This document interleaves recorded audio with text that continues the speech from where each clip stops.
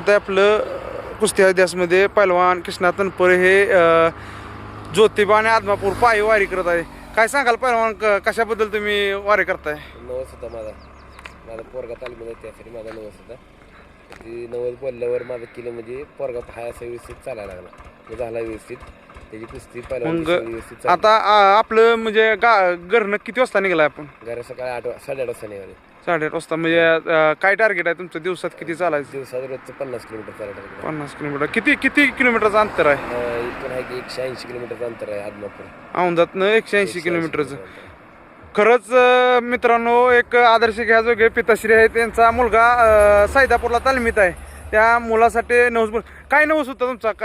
म्हणजे नवस काय, तो व्यवस्थित खात नव्हता, झोपत नव्हता, तालमीत कोणाचं ऐकत नव्हता. काय त्याचे तो मनन करायचा. लहान आहे 12 वर्षाचा, पण तो कोणाला सगळ्याला त्रास द्यायचा. मग ग्रहमन खराब होतं म्हणून बाळूमामाला ज्योतिबाला नवस बोललं की बाबा त्याचं सगळं व्यवस्थित व्हावं. पहिले 9 मैदान सलग ते कुस्त्या वाया गेल्या. मी टेन्शन आल्यावर बघितलं. नंतर आता नवस बोलल्यापासून ह्या महिन्यात एक बी कुस्ती वाया गेली नाही. रोज त्याची कुस्ती मैदानात होत्या. मुलाकडून तुमच्या काय अपेक्षा येते तुमच्या? मराठी केसरी व्हावं एवढीच अपेक्षा. खरंच मंडळीनं सांगायचं झालं तर खरंच असे म्हणजे यांच्या मुलाकडून यांच्या अपेक्षा मराठी केसरी, आणि त्यासाठी बिना चपलीचे हे चालत ज्योतिबा आणि आदमापूरला निघाले. आम्ही मसूर कुस्ती मैदानाला निघालो. आम्हाला कृष्णा पैलवान दिसले. मग आम्ही त्यांच्यापेक्षा थांबून 2 मिनिटं विचारपूस केली आणि आता निघालो. धन्यवाद. चला.